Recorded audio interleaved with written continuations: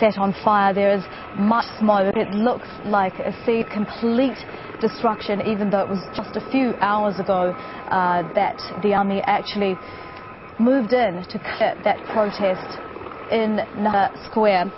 Ibrahim Sharkia, we know Nahda Square in Giza, it's a much smaller camp. Nasser City, Rabaa al-Adawiya, is the center of the pro-Morsi anti-coup movement. It's not going to be so clear. It's not going to be so easy to clear. It's not going to go down so quickly, will it? Absolutely not. This is going to be, with Rabaa al-Adawiya, it's going to be extremely challenging, it's going to be extremely chaotic, and unfortunately, if this continues, I think we should expect to see a large number of people being killed in Rabaa al-Adawiya.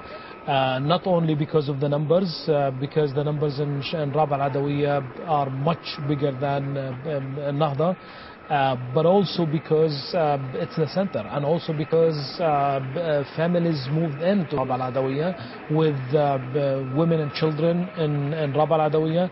And with this large crowd, it will be extremely difficult to disperse them and to remove them.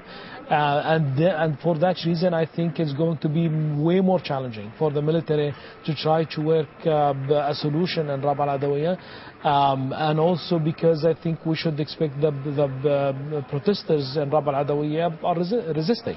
And with that type of resistance, I think we should expect to see it way more complicated, way more difficult. And I think at this point, all options are to be considered, and everything is possible in Rabaa al-Adawiya, and especially if we start to see the movement happening today.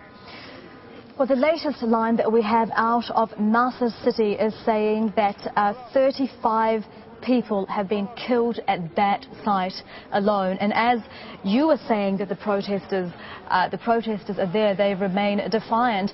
The speaker that we could hear out of Nasser City there saying that they are killing us, we are Egyptians, we are Muslim. I mean, they are not going away, are they? They remain defiant as ever. I mean, look at the scene there.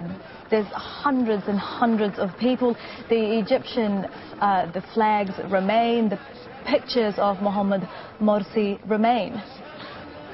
Force will provoke resistance, no matter how you look at it. Will force create greater resistance? I think that is what's going to happen in Rabaa al-Adawiya, because exactly as you said, with the person we heard saying we're Egyptians, we're being killed by Egyptian military, by Egyptian weapons. This is the Egyptian military is killing us.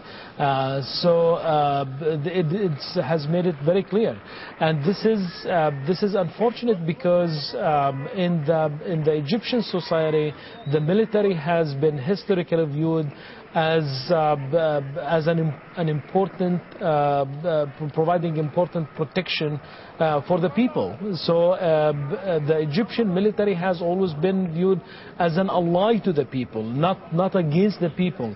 So to hear these voices on TV, this person is yelling and screaming, we're being slaughtered, we're being killed by Egyptian military and by the Egyptian army and by the Egyptian... I'm just going to interrupt you, Mr. Sharkia, because I believe that if you can look at those pictures on our television screen, we are seeing what looks like snipers on the rooftops of these buildings in Nasser City.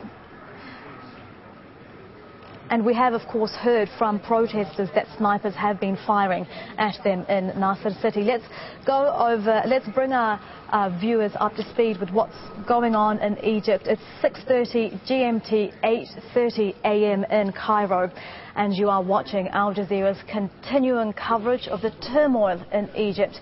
The situation on the ground there is moving quickly. We're going to take you through some of the main developments.